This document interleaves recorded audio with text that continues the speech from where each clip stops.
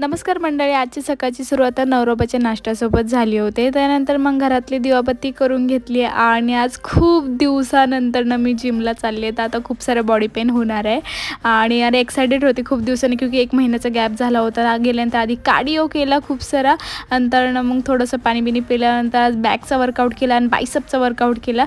आणि ह्या बघा जिममधल्या काकी कशा करत होत्या दोघीजणी. आणि नंतर घरी आल्यानंतर मी पेरू खाल्ला होता ना. पेरूची साईज बघा माझ्या अर्ध्या चेहरा एवढी होती. नंतर मी लावा केक बनवला होता दुपारी. ह्याची डिटेलमध्ये रेसिपी तुम्हाला पुढच्या व्हिडिओमध्ये पाहायला भेटेल. नंतर दुपारी झोपून घेतला आणि उठल्यानंतर मग कॉफी पिला आणि नवरोबाला पण खायला दिलं, त्यांनाही खूप आवडलं.